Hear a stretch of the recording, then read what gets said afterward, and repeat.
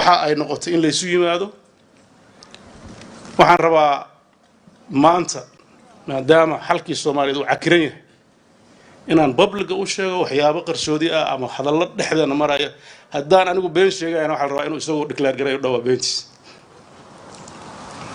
waa kulannay waxaan u sheegay inay xaaladdu adag tahay sida uu ku wado isagoo ka xun inaan engage gareyno dadkii mucaaradka ahay magaalada jooga iyo dadkii kale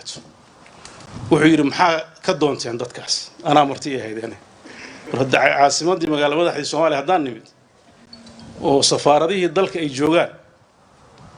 oo dadkii Soomaaliyeed ee qabaa'ilkii Soomaaliyeed ay ku dhan yihiin wali waa la isxaantay oo hawiye xaruntiisii xuduntiisii ah waxaan leedahay arkinina oo kala xaajoonina xalka Soomaaliya in dadka Soomaaliyeed aan kala irdhoobin waxaan taas suuragal ma wuxuu igu jawaabay dadka halkaas ka jooga waa dadka qeylqeylnaya ciidan ayaan haysanaa wax naga qaadi kara wax ma jiro anu hadda waxa hadalka iga keenay ciidan gadaal baan ka ogaaday waxaan mooday wiilashii aan aqaanayo madaxtooyada joogi jiro hadda u badnaa reeraha kan deegaanka iyo dad noocaas war ciidanku soo ciidankaan aqaan ma beelbeesha ahaayo see wax u jira maya waa mas'uuliyad baan naga saarno dawladda gacan biraan ku qabanayna meelaha qaybtoodna isagoo uga hadlay 10 qof oo wax diidan wad aragteen baan u maleynaa media aan runtii waxay la noqotay wax mucjiso ah oo aan sax ahayn mar labaad waxaynu u kaliftay inaan war walaalow dadkan khatar ha gelin ani Axmed oo waxaan war doorasho rabta hadda wuxuu dhaaway khiyaameen doorasho rabta annaga ku dooranayna walaalow balgal haddaad baasha ugu bugtid annaga ku dhisayna dalkan ka daa meesha ku wadid khatar buu ku socdaa habeen dhawada soo wacay wuxuu yiri 17 September ma ogolaadeen marka ay tiri waa ku dhisayaa baan ogolaaday waxa ay hadda wada sax la timid haddaan ku leeyahay maxaa mushkil oo ku jirta hadii lagu dhiso laakiin markaasna waxaan ku lahaa war processka iyo doorashadaada iyo campaign-kaaga laba ka kala dhig processka waa lagu la wadaagaa dad baa kursigan damac kaga jira oo xaq u leh inuu noqdo doorasho loo siman yahay processku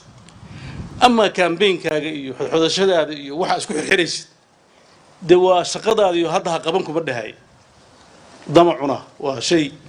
qof kasto bini aadan ku jira hadduu arko inuu munaasib u yahay marxaladaas madaxda kale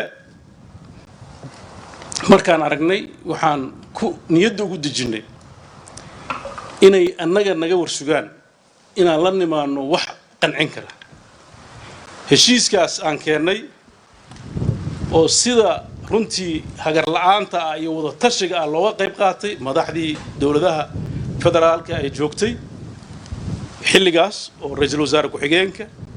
ra'iisul wasaarihii waa uu diiday inuu magacaabo ilaa heshiis la gaaro ilaa baarlamaanka aqalka sare markaan tagay Cabdi Qaybdiid iyo Muusuud ay qabsadeen iyagoo idhahay daarood baatay ninkii nooga keen kursiga ilaa xol kala qarsan maayo waa uu diiday inuu magacaabo ilaa ay heshiis ay la gashaan aan anigu rabo heshiiskii baa si allaalay sidoo waxaan ku niri war doorasho qof iyo cod laga ma gaaro doorasho dadbana de waa la yaqaana wadadeeda waxa uu ku dhigay in wax laga bedelo maxaa rabtaa inaad ka bedeshaan marka wuxuu yiri waxaan ka rabaa ugu yaraan in laba meelood laga dhigo isagoo ula jeedo in gado doorasho lagu qabto aan Axmed ku haleyn karin Ismaaciil waxaan irahayaha loo yeelo waxa kale oo waxay ahayd cosmetic aan badnayn tira markii hore ay dhaheen 300 weeye iyo midii taa ka horeysay oo 260 oo konton ko ahayd baa la yiri 100 iyo hal laga dhigo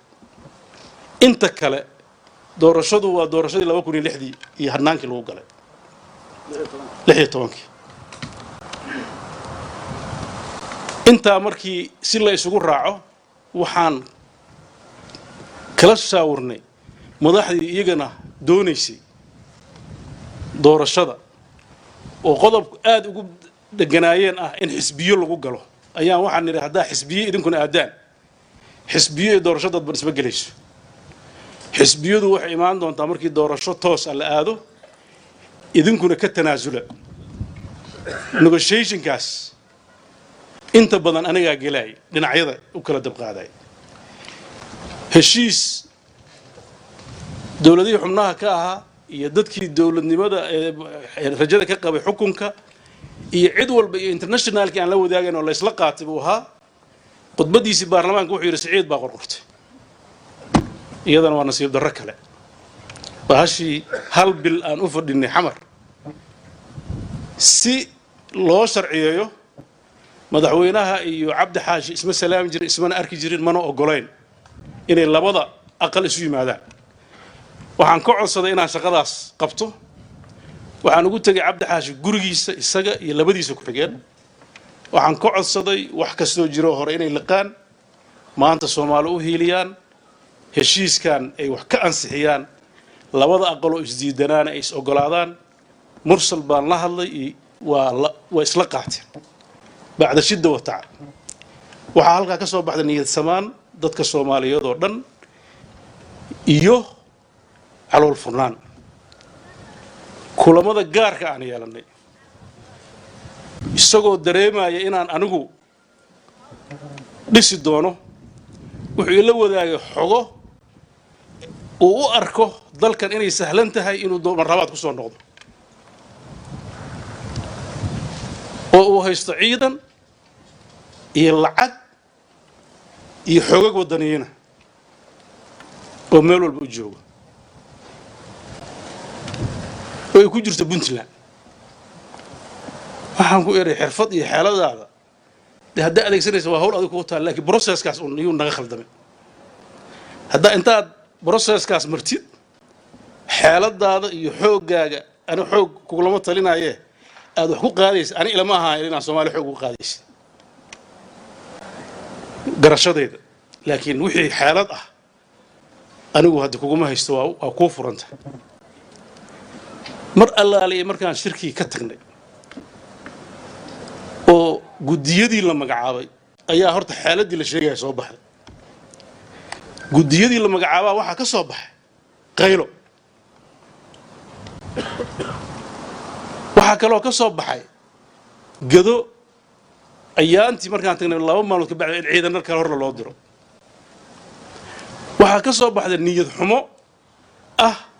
heshiisku inuu ahaa wax la iska madmadoobeeyay maxaa yeelay hadduu heshiiska dareenayo Siciid baa iska qorqortay ma dheheen heshiisku warqad la iska saxiixay oo marxaladda looga gudbaayo u baahay kriteeriyadii lagu heshiiyay habkii dadka loo xuli lahaa wixii oo dhan buu hareer maray markii aan kala hadlanay oo nir warsidatan wax laga bedelo wuxuu diiday in la isu yimaado wuxuu yiri heshiiskii waa dhacay 8 qof soo dirsada annaga niyad wanaagii markii ugu horeysay afartii ugu horeysay waan magacaabnay afartii markii la magacaabay oo qayladii ay badatay oo dadkii musharaxiinta ay annaga naftirkeena nagu eedeeyeen inaan u daaroodeynay oo ninkii hoosta wax kala heshiinay oo wixii aan u sheegaynay oo ah process sax aan khiyaanay oo gudiyada soo baxay ee noqdeen niisa iyo maxaa la yiraahdaa iyo xoog wadaniin iyo wax kale oo aan garanayn runtii annaga waxay nagu noqotay xaaje inaan ka jawaabnay aad u adagtay waxaan rabaa inaan inii sheego kulanka la hadalka isniinta aan sameyn jiray waxaan u joojiyay wax badan oo fool xun oo dadka niyadiisa xumeynaya inaan sheegan aad u diidana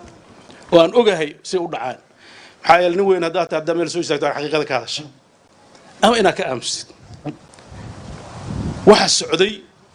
wuxuu damiirku isiin waayay sida waayaan dama la caadaystay ee ah in wasiilada la gaaro kaliya oo bulsho vulnerable ah oo iyada dhan u baahan in la dhiso loo danqado aan laga fakarayne xukun aan la rabin in bulsho loogu shaqeeyo sababta loogu orday ilaa hadda waxa aan fahmi lahayn kamid tahay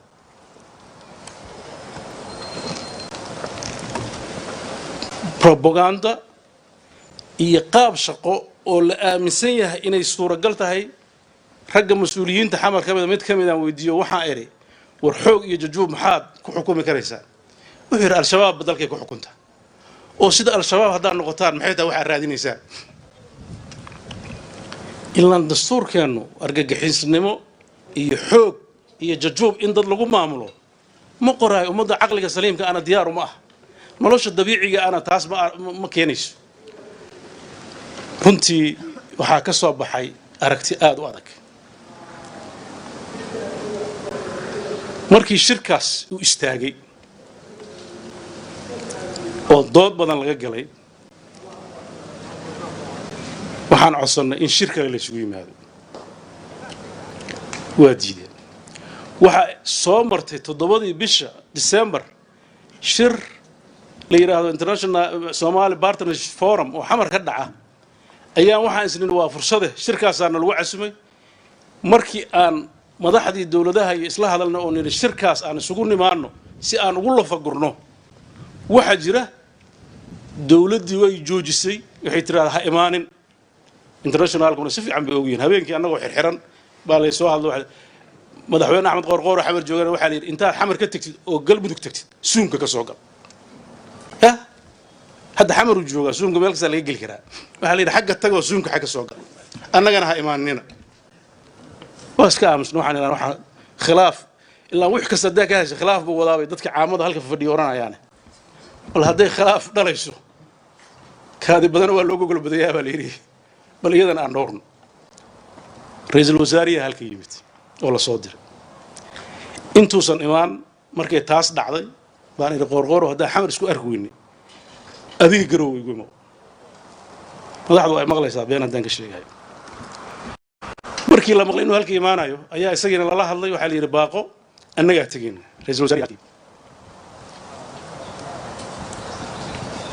ra'iisul wasaaraha qorqoor muusan imaan ana imaanay buu yiri isaguna ha baaqdo halka markuu yimaadana habeenkii ugu horeysay wuxuu yiraahdaa 8 qof aan rabaa inaan ka qaato oo diyaaradda la raaco wax kale ma ka hadlaysaa maya marka 8 isiisid ka bacdi aan ka wada hadlayna waxa 8 hadda diyaarad kula raacday anigu hadda ma hayo wixii damo dhacay anu ka hadlimay halkaas hadda idinka goob joog ahaa ilata